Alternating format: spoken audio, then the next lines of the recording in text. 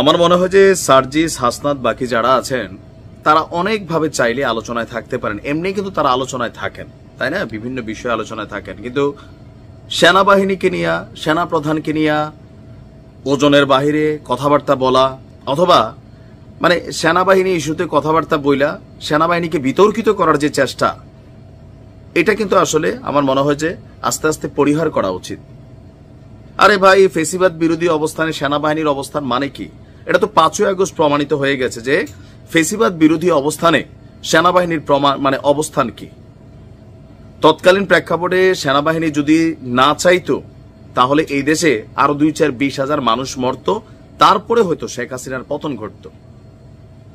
এই যে 18 মাস সময় নির্বাচনের জন্য সেনাপ্রধান একটা বক্তব্য দিয়েছেন, অথবা গত 10 মাস যাবৎ বাংলাদেশের আইন শৃঙ্খলা পরিস্থিতিকে তারা ব্যালেন্স রাখছেন, এখানে তো স্পষ্ট সেনাবাহিনীর অবস্থান কি। তারপরে কেন বারবার সেনাবাহিনী নিয়ে কথা বইলা নতুন আমার কাছে ষড়যন্ত্র মনে হচ্ছে যে এদের এথিক্সের মধ্যে সেনাবাহিনী নিয়ে আসলে কি সমস্যা। এটা তো একটা ষড়যন্ত্রের গন্ধ পাচ্ছে 3 দিন পরে পরে সেনাবাহিনীকে নিয়ে এই ধরনের অধ্যত্বপূর্ণ কথাবার্তা। আজকে জাতীয় নাগরিক পার্টির উত্তরাঞ্চলের মুখ্য সংগঠক সার্জিস আলম বলছেন, বাংলাদেশ সেনাবাহিনীকে আমরা এখনো যথেষ্ট সম্মানের জায়গায় রাখি, কিন্তু ফ্যাসিবাদ বিরোধী লড়াইয়ে তাদেরও স্পষ্ট অবস্থান এবং কার্যক্রম আমরা দেখতে চাই। তারা কি তোমার রাজনৈতিক দলের সদস্য না কর্মী?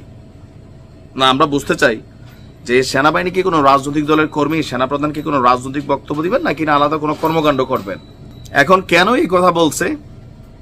মব যারা উস্কায় এদের মধ্যে এই এনসিপির নেতাদের অবস্থানটা তো স্পষ্ট, এরা মবকে পৃষ্ঠপোষকতা করে। জিএম কাদের ফেসিবাদের দোষর, তার বিরুদ্ধে মামলা আছে, দেশে আইন আছে, পুলিশ আছে, আদালত আছে, তাকে গ্রেপ্তার করবে। এখন জিএম কাদের বাড়িতে গিয়া ভাঙচুর করা, আর এরপরে সেনাবাহিনী এই যারা মব পরিচালনা করেছে তাদের বিরুদ্ধে একটা সাঁড়াশি অভিযান চালিয়েছে। তো সেই অভিযানে বেশ কয়েকজন বৈষম্য বিরোধী ছাত্র আন্দোলনের যারা নেতা আছেন তাদেরকে সেনাবাহিনীর দায়িত্বশীল যিনি অফিসার আছেন তিনি জিজ্ঞাসাবাদ করেছেন। এর মাঝখানে আপনারা দেখছেন, সকালে আমি ভিডিওটা দিছি, গভীর রাতে সার্জিস গিয়ে হাজির এখানে। কেন বাবা?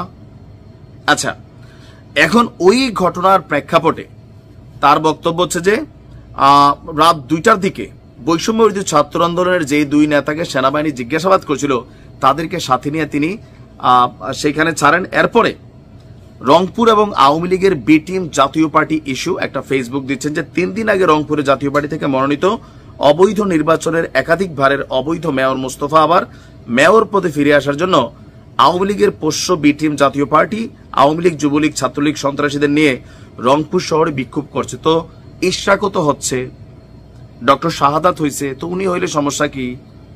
বেচারা আইনে আদালতে যাইতেই পারে। মানে এখানে বিষয়টা পার্থক্য কোথায়? নাম্বার 2, আওয়ামী লীগ এবং ভারতের সঙ্গে নেগোসিয়েশন করে সাময়িক বিরোধিতার ভান ধরে বিরোধী দলের যাবতীয় সুযোগ সুবিধা গ্রহণ করছে জাতীয় পার্টি। এমনকি বিএনপি জামাত যখন প্রহসনের অবৈধ নির্বাচন থেকে দূরে থেকেছে সেখানে জাতীয় পার্টি, তো এই জায়গা থেকে তো জাতীয় পার্টি সমালোচিত। তাদের বিরুদ্ধে বিভাগীয় ইনভেস্টিগেশন হোক, আইন আদালতে মামলা হোক, মানে এগুলোর জন্য যেগুলো রাষ্ট্রের আইনের কাঠামোর মধ্যে আছে ওইগুলোতে তোমরা যাও। ওইটা না করে তার বাড়িতে গিয়ে ভাঙচুর করার চেষ্টা করা, গুন্ডা জ্বালাই দেওয়া, তারপর হচ্ছে এগুলো তো ভাই হইতে পারে না, এটা তো কখনোই কাম্য না, তাই না? নাম্বার 3, জাতীয় পার্টির চেয়ারম্যান জিএম কাদের রংপুরে গিয়ে স্থানীয় জাতীয় পার্টি এবং আওয়ামী সন্ত্রাসীদের সঙ্গে নিয়ে মাঠে নামার পরিকল্পনা শুরু করছে। তুমি কেমনে বুঝছো? যদি তোমার কাছে এই তথ্য থাকতো তাহলে পুলিশকে দিতা।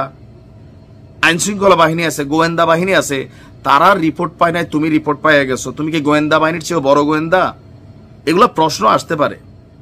অতঃপর যখন রংপুরের ফেসিবাদ বিরোধী ঐক্য একসঙ্গে জিএম কাদের এবং জাতীয় পার্টির বিরুদ্ধে মিছিল করে তখন জাতীয় পার্টি নাকি তাদের উপর হামলা করে। আর বাইক পুরানোর ঘটনাও সে বলছে যে আপনার এখানে এটা রংপুরের যারা আছেন তারাই করছে, যে জাতীয় পার্টির পর এটা বৈষম্য বিরোধীর উপর চাপাই দেওয়া হয়েছে। এগুলোর তো ফুটেজ আছে রে ভাই, ফুটেজ আছে। তো যদি তারা না করে, তাদের বিরুদ্ধে অন্যায় যদি হয় সেটা আলাদা হবে, কিন্তু এইখানে সেনাবাহিনীকে নিয়ে তাদের যে বক্তব্য আসছে যে সেনাবাহিনীকে আমরা যথেষ্ট সম্মানের জায়গায় দেখি, নিষিদ্ধ আওয়ামী লীগ এবং তার অঙ্গ সংগঠনের সন্ত্রাসীরা তাদেরই বি টিম জাতীয় পার্টি রূপে ফিরে আসার চেষ্টা করলে সেই চেষ্টাকে ব্যর্থতায় পর্যবসিত করা হবে, ফাইন। কিন্তু সেনাবাহিনীকে নিয়ে তোমার খেলাধুলা বন্ধ করা উচিত। Enough is enough. কারণ তুমিও স্বৈরাচারের সাবেক সুবিধাভোগী, বঙ্গবন্ধুর মুখের থেকে ফেনা ফালাই দেওয়া ক্যারেক্টার, এটা মানুষ জানে। এর পরবর্তী সময় তোমাদের অবস্থান পরিবর্তন হয়েছে, এটাও আমরা দেখছি, ঠিক আছে ফাইন, কিন্তু সেনাবাহিনী নিয়ে কথা বলার মতন যোগ্যতা তোমার এখনো হয় নাই। এগুলোর বিরুদ্ধে আমাদের অবস্থান আমরা স্পষ্টভাবে শক্ত করতে চাই। ভালো থাকুন।